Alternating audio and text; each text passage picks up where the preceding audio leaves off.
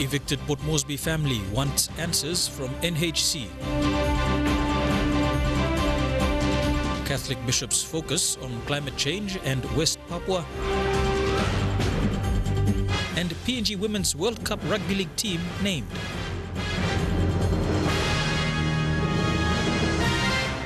This is National EMTV News with Miriba Tulo.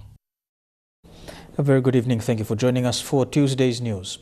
An evicted family in Port Moresby's Gerhu suburb want the National Housing Corporation's management to explain how a third party has possessed the land title of their residence. Family spokesperson Margaret Hereha told MTV News they will not leave the property until NHC authorities provide an explanation. The family was evicted last Friday and locked out of their home until yesterday when Gerhu police intervened to cut the lock to the gate. After spending 3 nights outside their home and refuge of nearly 40 years, Gerhu police have directed the Herea family to cut the lock to the gate. This morning, the Hereas walked into their yard to see their 3 homes flattened on the ground. 3 o'clock, we got run back on follow up one time. Station commander blow Gerhu. Na we confirm was the eviction done by these 3 policemen, ZPD 327. It was illegal, so station commander am authorizing me can go ahead na burkim lock na go inside na stop in Salobanis because all bypass lo me. The Hereas believe the land title has been sold to a third party by NHC officers. They say NHC management and new housing minister John Kaupa must explain what has happened to the land title. Do something as soon as possible because we can't live like this and suffer. Why are they coming down on small people like this and destroying our lives when we've been living for more than 40 years? Na mipla waiting title na all give him goal on narapla.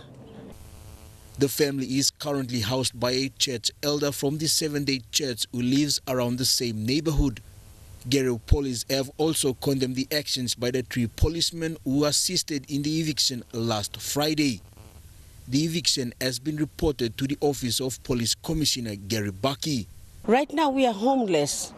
We are homeless and mipla by sleep or some kind. When it's raining, it's really even painful. So mipla appeal or some. Commissioner, please can you do something? Get the policemen involved, be charged, and at least they will pay something, you know, compensating mipla for the damage they have done. And also the housing minister, mipla like you but come down low level, mipla na look him. The life when now mipla go through na face him. The neighborhood is also frustrated by the actions of the assumed landlord who has demolished all properties belonging to the Herea family. Gerhu police have reported complaints of 4 other evictions within the suburb. The Herea family have occupied the property since 1975. Jack Lapava Jr., National EMTV News. The people of Ononda village in the Ijivitara district of Northern Province have launched their community-based disaster risk management plan, or CBDRM. It was a dual celebration yesterday, which also saw the launching of their rainwater storage facility of 3 water tanks that will supply the village. It was a successful project with the consultative intervention by the International Organization for Migration, or IOM, and the Oro Provincial Disaster Center to raise community unity and resilience to the impacts of natural disasters by addressing capacity gaps. The plan was made to address existing problems in the community, one of which is access to clean water. Climate change and West Papua are high on the agenda at the Executive Committee meeting of the Federation of Catholic Bishops Conference of Oceania in Auckland, New Zealand.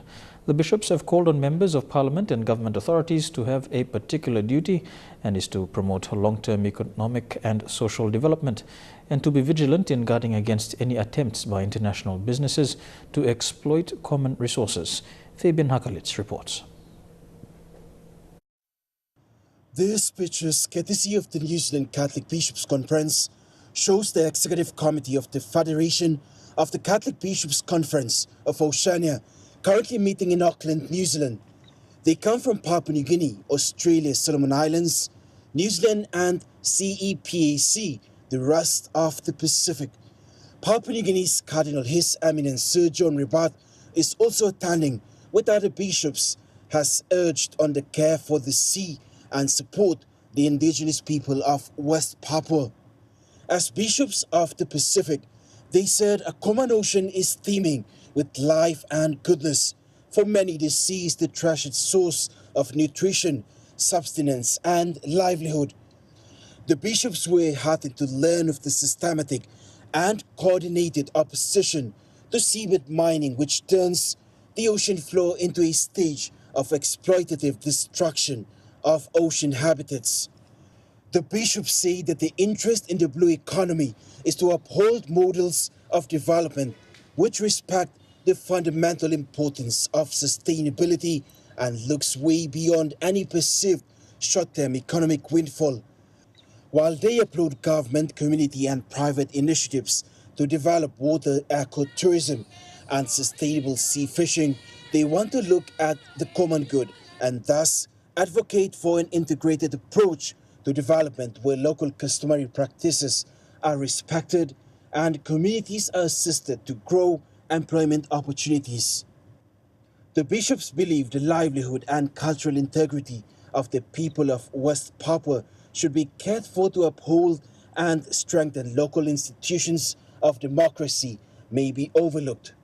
They have echoed a call for quality education in West Papua, for fair and transparent access to jobs, training programs and employment, for respect of land titles, and for clear boundaries between the role of defense and police forces and the role of commerce.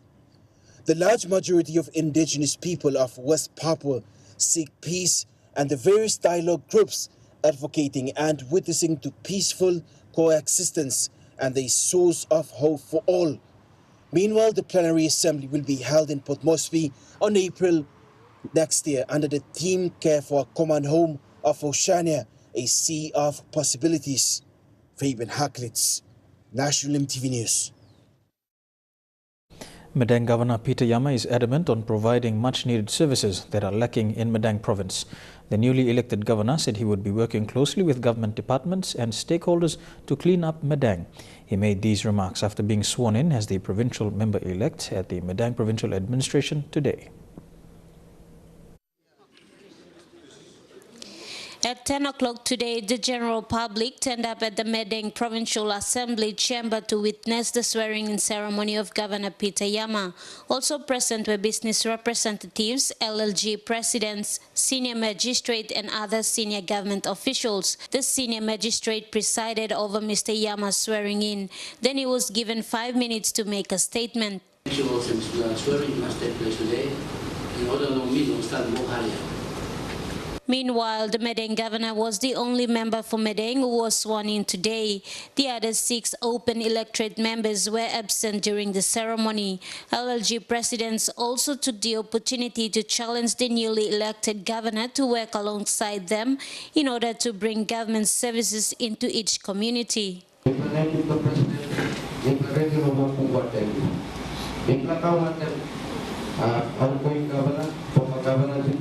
Mata Luis, National EMTV News, Madang. New Minister for Correctional Services Roy Biama says he will work closely with the CS Commissioner and his executive team. He also assured them that there won't be any changes in management. The minister highlighted community corrective centres, rural lockup rollout, rehabilitation and agriculture in correctional institutions and wants to see these activities gain prominence during his term. CS Commissioner Michael Waipo also pledged to work closely with the new minister. You're watching National EMTV News. Among stories after the break, PNG Air flies to Wapenamanda, 13 children undergo Operation Open Heart, and Gulf Governor Chris Hivetter's plans for Gulf Province. Stay tuned.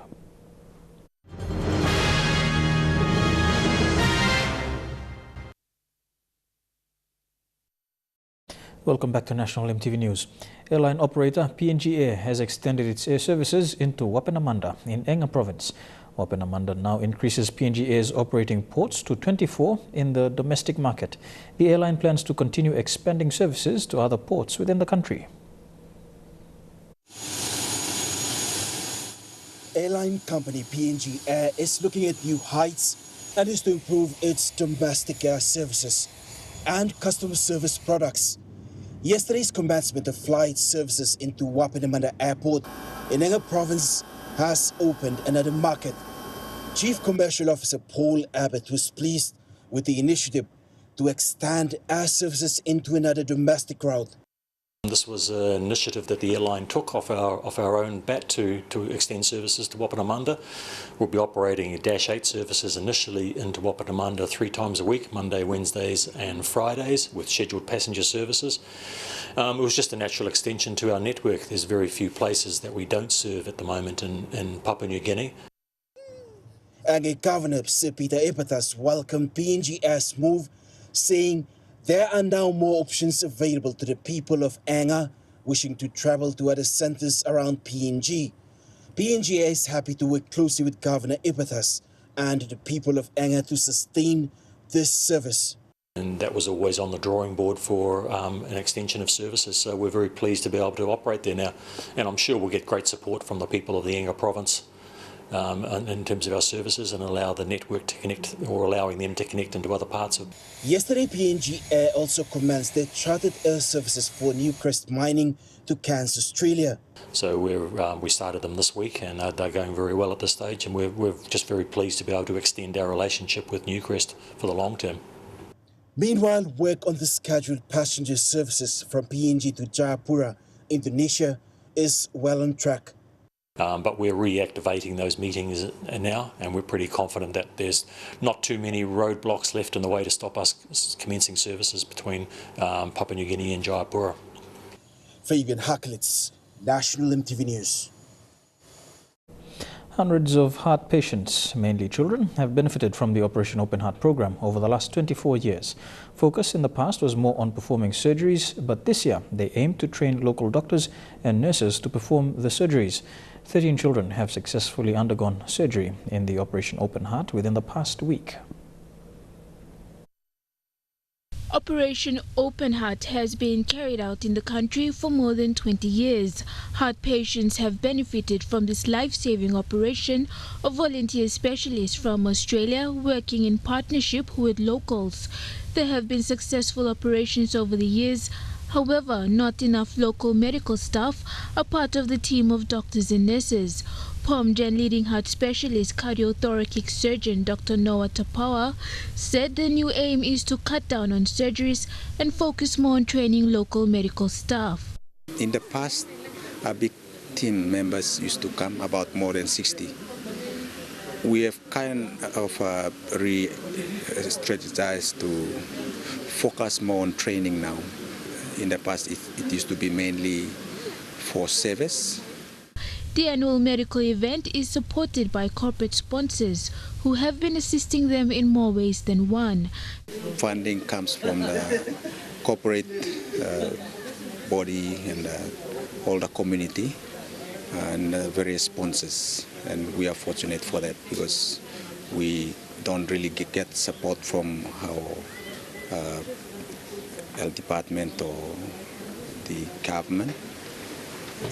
Very little support. The health department will give us 100,000 per annum, but that is used for screening. We would like to see more because this is our program and we would like it to be localized.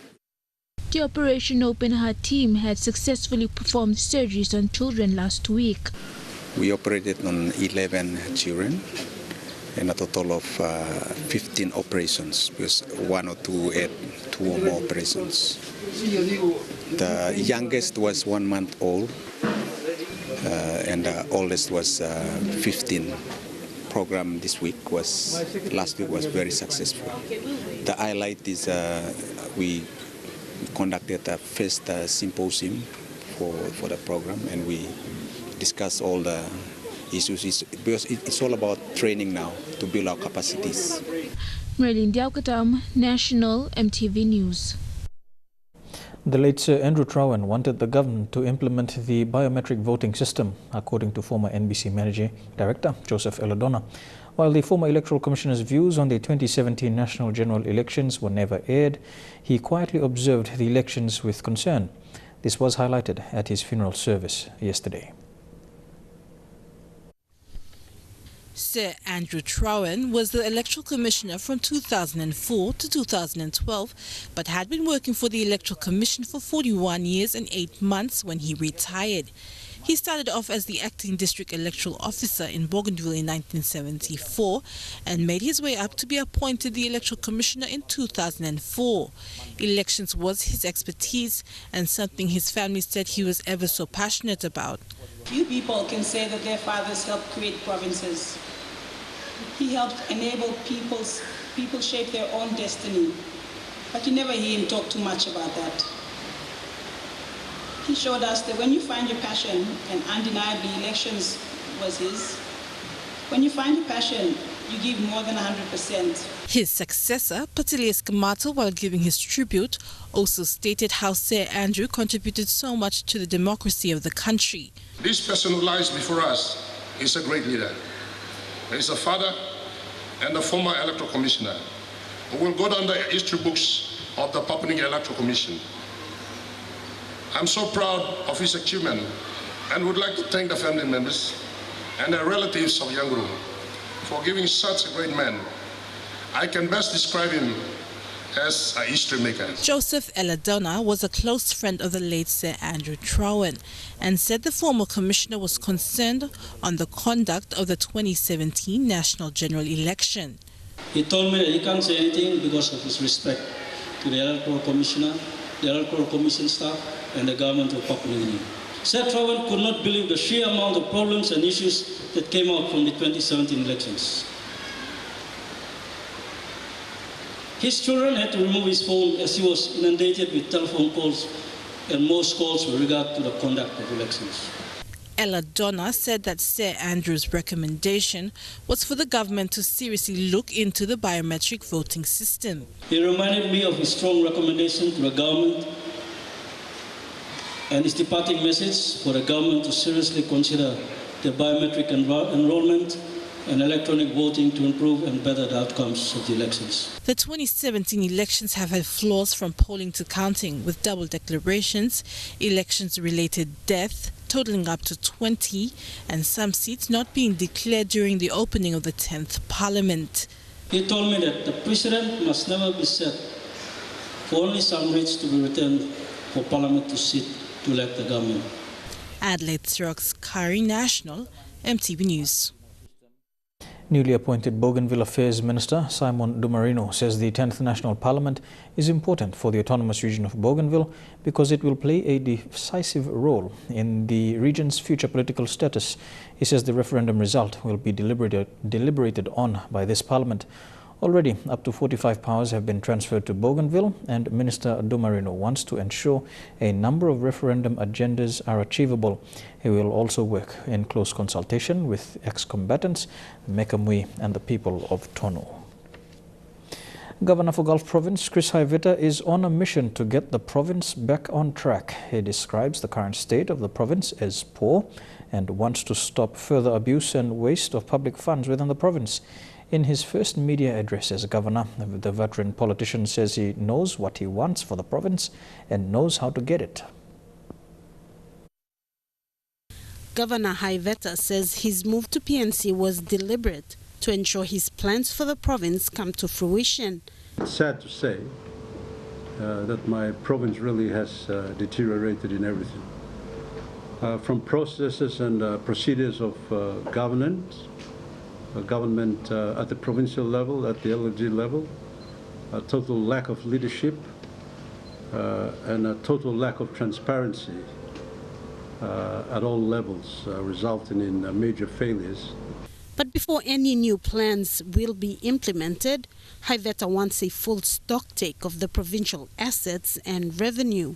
It will be conducted and of all government instrumentalities under the provincial government.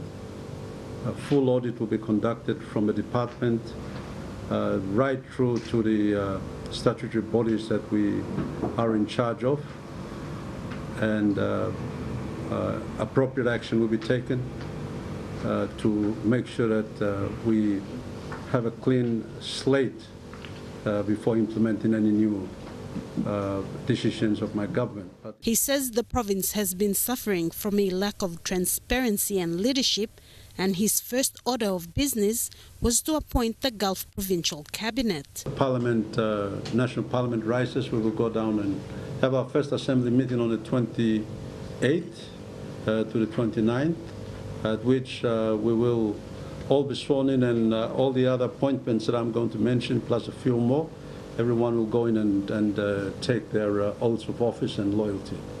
So when we go from then on, we're ready to roll. And at the same time, there was appointment made on new members of the province's business and investment arms. It's been run as basically as a family business. So what we've done is to put corporate governance rules back in, have more transparency, appoint proper boards, separated what needs to stay in the province has to go back to the province and stay there. So GETA has been directed to get out of Moresby, close the office, fix itself up and get the hell back to the province. He notes that issues that need urgent attention are education and health. It's shameful, but we have to acknowledge that education standards in the province have deteriorated very, very badly. Also that health also suffers. Besides Western Province, Gulf is one of the two TB hotspots in the whole country. Sarah Aupong, National EMTV News. Gulf Governor Chris Iveta says he supports the stance that there will be no pipeline out of Gulf Province. This is with regards to the Papua LNG project. While the governor says he has not had an official meeting with Total yet as the developer, he will support the stance that the people of Gulf Province have raised.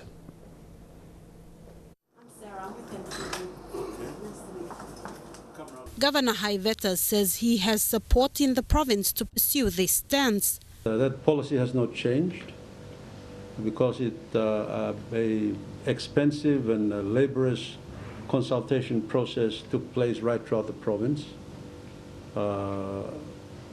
Misinformed or not, that process was completed and we've arrived at a decision that was blessed by the Assembly, and the Assembly blessed the decision that the Gulf's stand or policy is the no pipeline policy with respect to the second LNG project.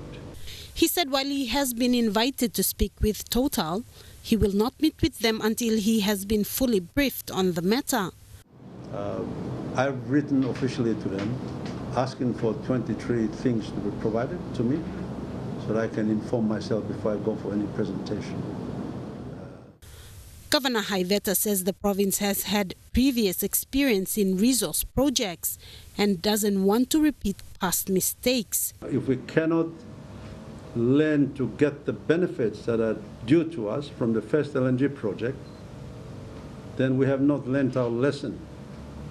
We cannot be talking about another LNG project if we have not fully benefited and we have not gone out to develop policies to fully grab the opportunities of the first LNG project.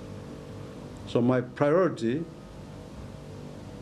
personally is to look at where we have missed out. Where we have missed out in Kutubu, where we have missed out in Gobe, where we are missing out in the PNG LNG project. He said decisions around the Papua LNG need to be made very soon, and the province will be working towards those deadlines.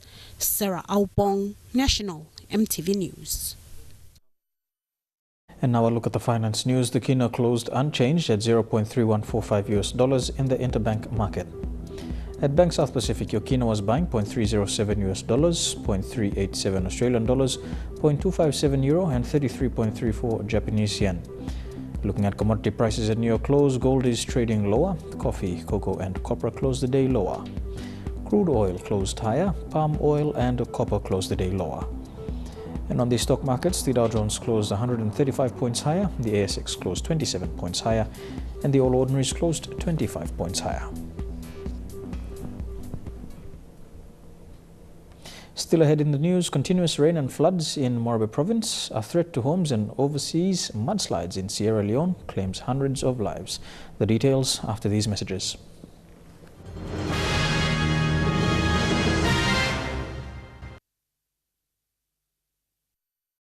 Welcome back to National EMTV News.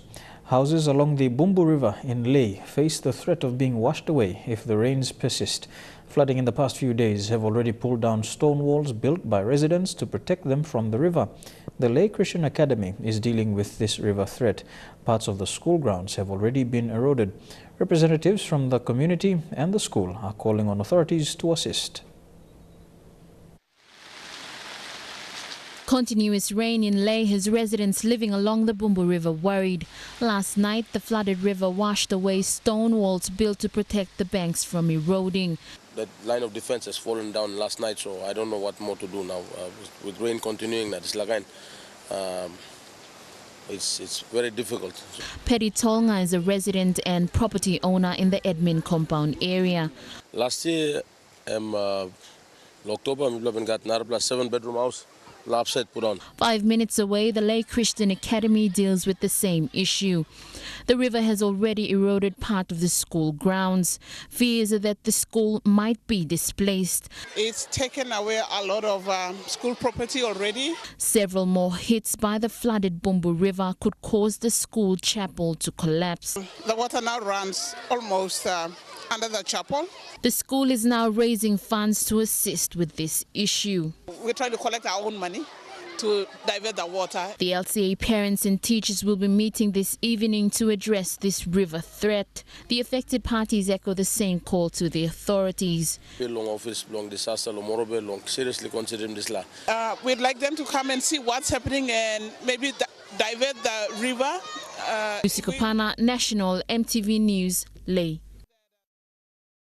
Turning overseas, more than 300 people appeared dead and hundreds more trapped after a mudslide buried houses in Sierra Leone.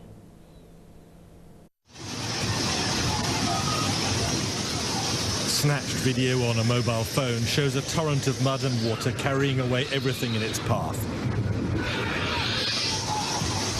This driver risked his life on a bridge all but overwhelmed by the flash floods. Freetown is an overcrowded coastal city with few defences against heavy rains. They come every year, but not usually with quite such ferocity. About 250 bodies have been recovered so far. The authorities fear there could be many more trapped in the ruins of houses. The BBC's Umara Fofano is there. I went down to the spot myself, and you could see people using their bare hands pulling up corpses from beneath the mud. The road itself to the disaster area is almost impassable, massive rocks, and this area called Mount Sugarloaf, the mountain, caved in the early hours of this morning, and it covered literally dozens of houses. Many victims lived in the flimsiest of homes, little more than shacks, often on unprotected hillsides. A British charity has been helping to build far stronger houses, and its head back in Britain explained today how it's the poorest in Sierra Leone who are often the most defenceless. People build houses all up the sides of cliffs, and they often build them with inadequate materials because generally people are unbelievably poor. People are trying to reclaim land from the sea, and then the water just comes and wipes them away. 6 out of 10 people in Sierra Leone live below the poverty line. Survivors often risk everything to salvage a few possessions, trying to hang on to whatever they can, despite the rising waters. Rumours are swirling that the longest-serving British monarch in history, Queen Elizabeth, is preparing to abdicate the throne. Lenderton Green for a Sunday service at Balmoral, the Queen joined by her children at her Scottish summer residence. Among them Prince Charles, whom the tabloids claim is set to become king in a royal retirement plan that involves the Queen abdicating in less than 4 years. Palace sources claim the 91-year-old has said if she's still on the throne at 95, she'll request special legislation called the Regency Act, allowing her son to reign while she's still alive. alive. It's an unprecedented move in the House of Windsor, but then again, there's never been a 91-year-old Queen. Conversations might have been taking place, but that's different to saying it will actually happen. At 96, Prince Philip bowed out of official duties last month, and gradually Charles has been taking on more work. However, some believe if Charles was to become king, he too could abdicate, passing the baton to Prince William.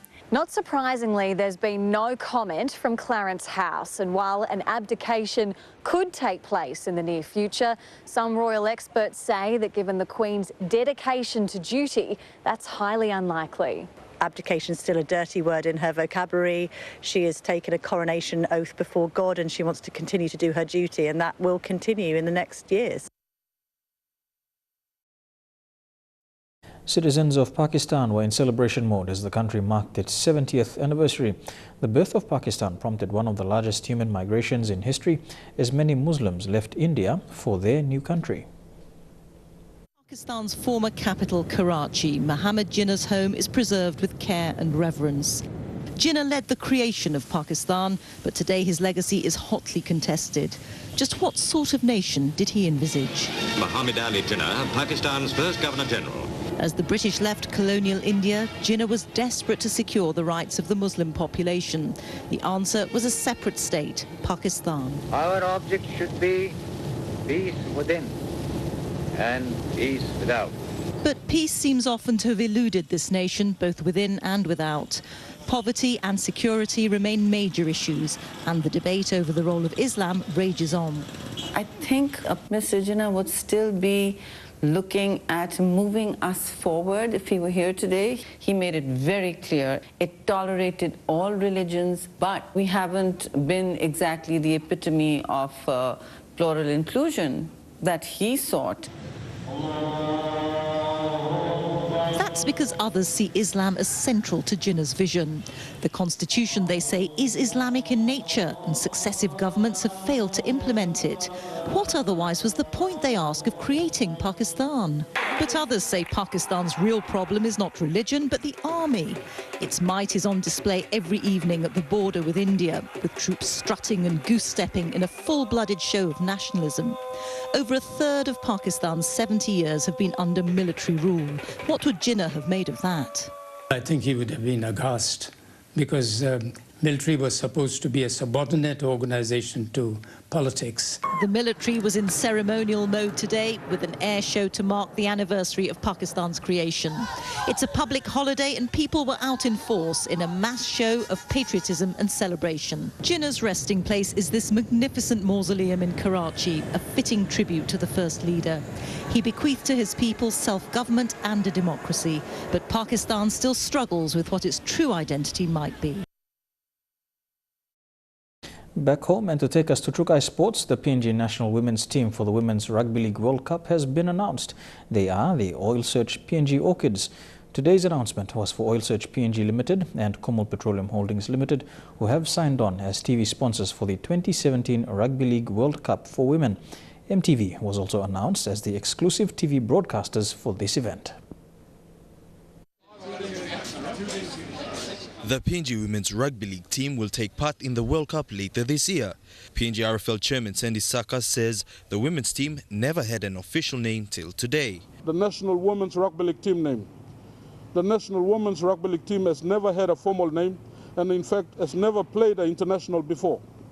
Today we will announce the name of the national team, which was approved by the PNG RFL board in March this year. The men's national team, Kumals, is named after our national bird. Linda Babao O'Neill unveiled the new logo and team name. Oil Search has come on board as naming rights sponsors of the women's team. Managing Director Peter Borton says they are looking forward to this year's Rugby League World Cup. We know that PNG Rugby League and rugby league in this country is the national game. And it really is a privilege for us as a company here to be part of this wonderful passion.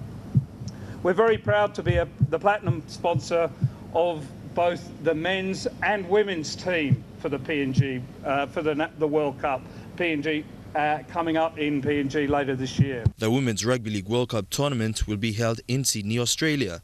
All matches will be shown on EMTV. More importantly here today, for the fans in Port Moresby who may not be able to attend in Sydney, they'll be able to watch their national women's team through the partnership that we have with EMTV. And I'm very pleased to welcome the CEO of EMTV here today to help celebrate and acknowledge the advancement of women's sport. The oil-search PNG Orchids will play a curtain racer match against the Australian Gillaroos during the Prime Minister's 13th match. Elijah Levette, National EMTV Sports. When we come back, tickets to the Rugby League World Cup to go on sale next week. Stay tuned for the details.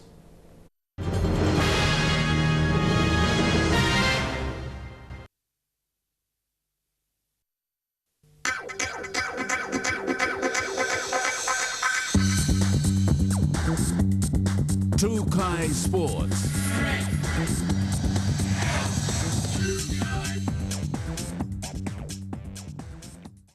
Welcome to Tukai Sports. The Rugby League World Cup 2017 Organising Committee has announced the ticket prices for games to be played in PNG. Many Papua New Guineans will be able to attend with ticket prices from as low as 30 kina. Rugby League World Cup CEO Andrew Hill unveiled the ticket prices today and kick-off times for PNG's 3 pool matches. The excitement is certainly starting to build here in PNG. From the time you arrive at the airport, from the moment you transport from the airport here into the city of Port Moresby, into the NCDC and here to the Oceania Stadium. Hill says they want many people to be able to experience the Rugby League World Cup, hence coming up with suitable ticket prices. The Rugby League World Cup board are committed to maintaining a family-friendly price structure. This will be a Rugby League World Cup that entertains the world, inspires the community and will celebrate rugby league. Tickets start going on sale on the 24th of August here in Port Moresby. Tickets can also be bought online at the Rugby League World Cup website. Pleased to announce that individual tickets for the 3 games in 2017 to be played out of Oil-Search National Football Stadium will start from 30 kina. 30 kina seats will be found in the northern and southern grandstands of the Oil-Search National Football Stadium. The eastern grandstand will be 50 kina. 80 kina seats will be found in the western wings of the western grandstand, and 120 kina was the highest price for seats in the covered grandstands. And NRL stars coming back to play during the tournament, and we suggest to all fans out there with a capacity of 15,000 here at Oil-Search National Football Stadium to get in quick and purchase your tickets, not to be disappointed. Kumul's coach Michael Marum says they are privileged to play their 3 pool matches here in the country. Kumuls will be out there representing the whole nation. I think there's 7 million of us, so it will be great for the fans, especially in Port Moresby, to go out there and once the ticket sales are out there, go on sale, purchase a ticket and come along and support us. As partners of the Rugby League World Cup 2017, PNG will host their 3 pool matches right here at the Oil-Search National Football Stadium. The Kumuls will play their first match against Wales on the 28th of October at 3 p.m. They play their second match against Ireland on the 5th of November at 4 p.m. and the last match against USA on the 12th of November at 3 p.m. If you're not able to make it here into the stadium, you can catch all the action on your number 1 station, EMTV. Elijah Levette, National EMTV Sports. James Aguero has shocked the rugby league fraternity in PNG while campaigning for a place in the Kumuls lineup for the upcoming World Cup. The Cronulla Sharks hooker pledged publicly 2 years ago not to represent Papua New Guinea. It seems he now has a change of heart.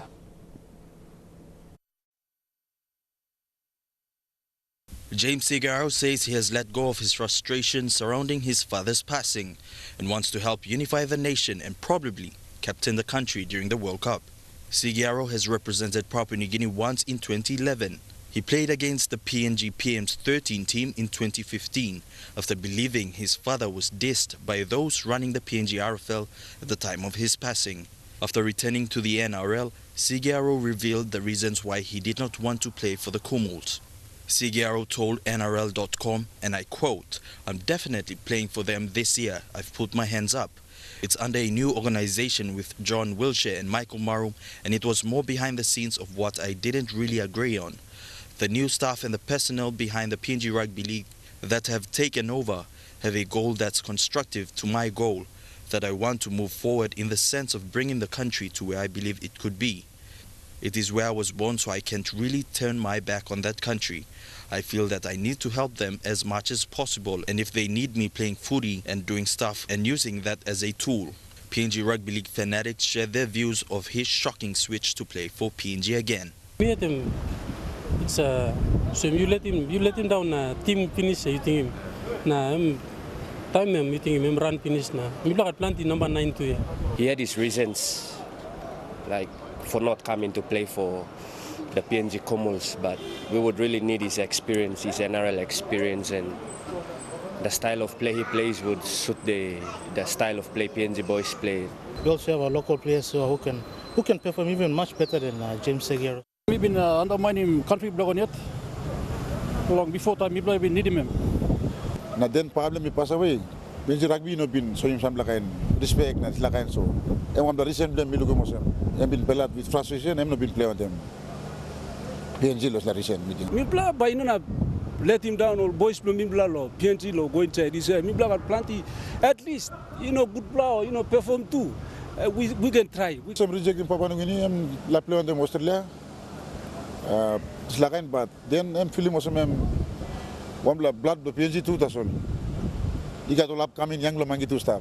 So you may begin first priority lo mangi blame me past time inside lo country blame me at PNG.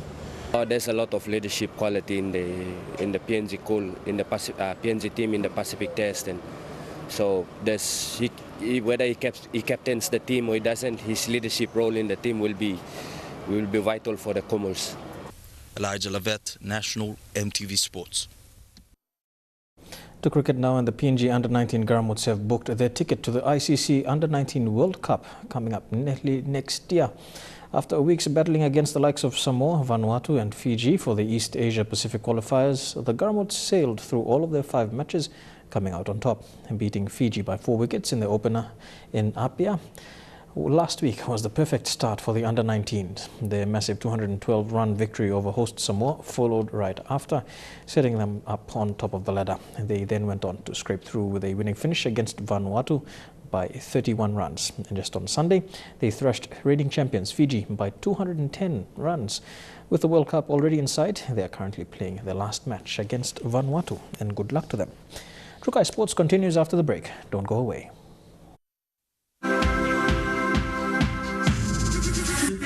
Trukai Sports. Welcome to Trukai Sports. Quickly adapting to fast-paced footy, player pathways into club championships in Queensland and Victoria have proven to be strong for PNG players to jump into contracts with local AFL clubs in Australia. Mosquitoes head coach David Lake says PNG players have really stood up in their game, and the results have spoken, where players are now living and participating in local Australian footy competitions. With 40,000 participants in both player pathways and AFL development programs in PNG, AFL PNG has made it their responsibility to bring up locally produced talents in the country that are now in demand and recognized in both Queensland and Victoria championships. The current PNG Mosquitoes participating in the International Cup title 2017 has 7 to 8 overseas-based players who came through the AFL PNG Player Pathway program to find themselves playing for respective clubs in both Queensland and Victoria. PNG Mosquitoes head coach David Lake says if clubs in Australia can take top players in PNG and sign them into their club, it will not only boost the level of the players but also raise the profile of the club. Victorian clubs, there's more of them, they're more financially stable, so there's great opportunities for the boys. I think the footy community is bigger, so when it comes to finding a place for the boys to live, being able to get a visa that allows them to work, to be paid a few dollars to play football, a good level of football, and to integrate into the footy club community, I think that would be good for all our boys, and I think it's something we should explore a lot more heavily, and particularly in the Eastern Footy League, which Montrose is a part of, and they've showed a genuine care to try and get boys into their club, but also into other clubs in their competition, so that we could have a real PNG presence in the Eastern Footy League. Lake says watching the young Mosquitoes play hard and the skills displayed will certainly boost and create an appetite for clubs in search of the best players possible. Assistant coach Daryl White says while the demand is there, players coming through the Player Pathway program at this stage are lucky, especially at a time where clubs in Australia are in search of skilled players. Now, when we played at Montrose, there was a lot of blokes saying, especially the other side, Blackburn, saying they could take five or six of those blokes, and I was pretty much saying, well, get out the chequebook and let's do the right thing by these boys, get them over, and they could help them out in ways where I think it's been hard for a lot of the ones like even JJ and them coming across them early years with their visas and that. I think these blokes can go about it the right way and do it and get them in the country. So, because obviously when they've come across and played footy, they can't get jobs and that because of their visas, and they've got to get cash money, and no one likes to do that anymore. You've got to have ABM, you've got to have a tax file number. He says if clubs can provide financial support to the players, not only will it help them financially, but also support their families back home. AFL PNG is slowly but surely reaching the remote areas of PNG in getting local communities and schools involved in their development and player pathway programs. Godwin Eki, National, MTV Sports. And that ends True Kai Sports. We'll have for you the weather details when we come back. Kai Sports.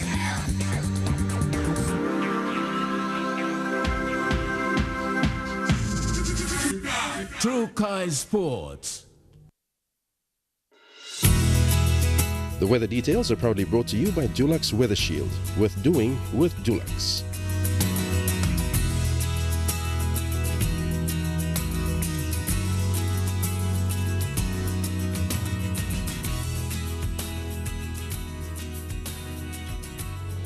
A quick look at the weather for the next 24 hours in the southern region. Fine, becoming cloudy for Port Moresby, Daru, Kerma and Alota. Cloudy with some showers for Popondetta.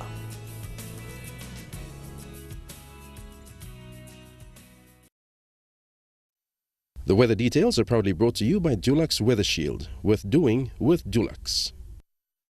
And that's the news, sports and weather for today, Tuesday the 15th of August 2017. On behalf of the MTV News team, pleasant viewing. Good night.